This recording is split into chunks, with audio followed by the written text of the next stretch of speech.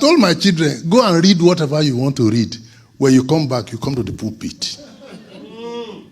Go and study whatever you have to study. When you come back, you come to the pulpit.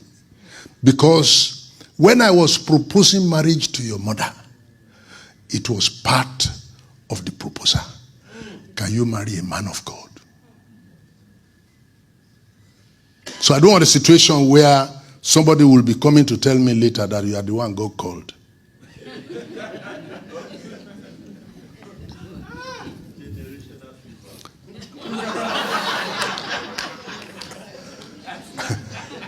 I need to get it right from the beginning. I don't want to hear a situation where you are the one God called, because I told you from the beginning. So when the children came, I referred to that history, that before I married your mother, I was already a preacher. When we started preaching in Lokoja, we were using gas lamp to preach crusade. How many of you remember gas lamp? The one you pump. You won't know it here. And since you don't know it, may you never know it. Of course, you can't know it again. It's gone. Somebody carried the lamp on his head and climbed table. Because of the person that is going to read the Bible, he will stand near the person. And if the kerosene is going down, you pump it on the head of the man. You told him, Bori Edro, then you be pumping the thing on top of his head. Put your head correct because you pump it.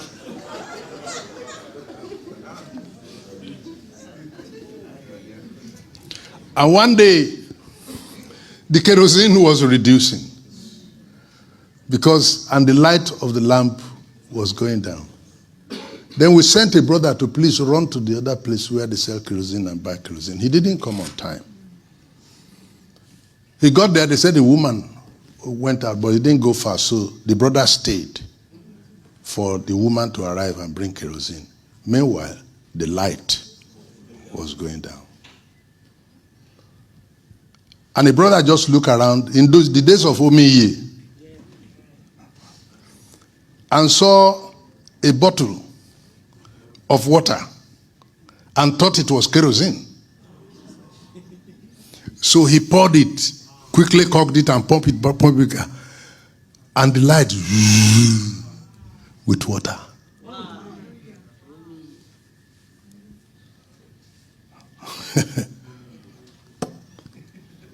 Then the brother eventually returned with kerosene and went to look for where he kept his water and did not find it.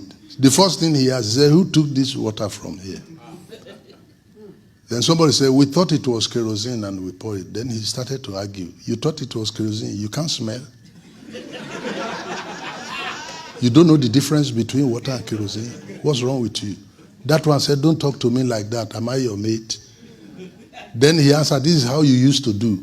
And then he referred to another. That one said, you can't talk. As they were arguing, the light died.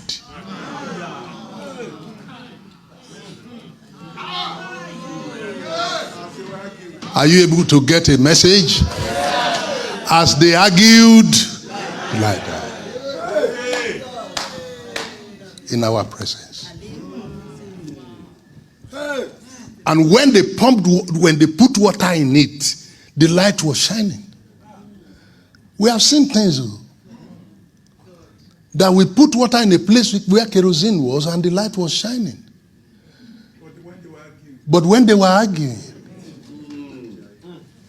the church. You look at us today. While we're arguing, the light. I think Moses Aronsiola was in that meeting. If you see him, you can ask him. Moses Aronsiola, he used to interpret for J.K. Solomon. I worked with Obadari before he died, the last 7 years of his life. He called me one day and said, I have 27 court cases. And this morning I took my phone to look at different court cases. The number of court cases Assemblies of God has. Assemblies of God have a case up to Supreme Court where the Muslims are the one to decide who the general superintendent of Assemblies of God in Nigeria will be. The Muslims in Supreme Court, they are the ones now to decide who the General Superintendent of Assemblies of God will be. This is not to our credit. Men and brethren, you go, I was the convention speaker in the African Church in Abeokuta, and the prelate has a court case against the council. He had served his tenure and they wanted him out. He said no, that they need to adjust the constitution to enable him continue. And it became a court case. And while they are arguing and pointing fingers at themselves, the church is dying. I am telling you that while we are arguing, the light is what? Is dying. Recently, I passed through Nineveh. And you will not believe that it's the same Nineveh that everybody became a Christian, became godly, and repented when Jonah came to town. Right now, right at the airport, you'll be hearing the blaring sound of people calling for Islamic prayer. You go to Nineveh today, there's no church. While we are arguing, the light went out.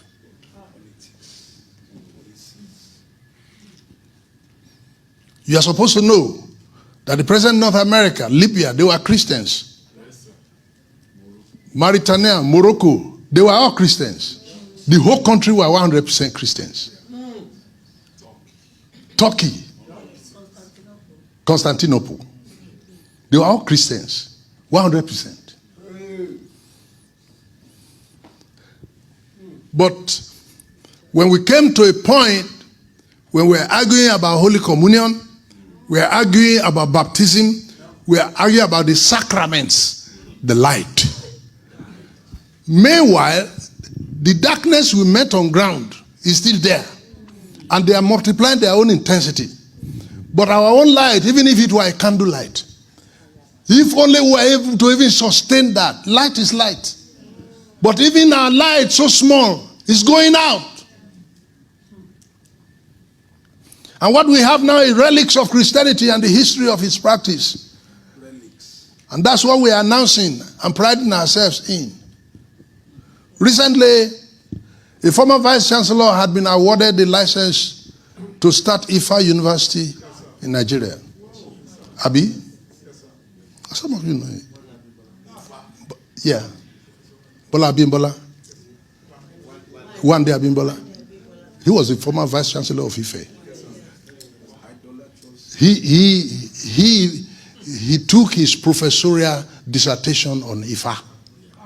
So Ongoman Difa as a professor of Ifa, and has approached the Nigerian Universities Commission, and they have given him license to start Ifa University in the same Southwest where we pride ourselves. Very soon he will start the university in Southwest. Yoruba children will be his first graduates. And what you are going to see is the setting up of Ifa temples all around. So as people go to church on Sunday, that's how they will also be going to the Ifa temples to worship. This is where we're heading. As we argued, the light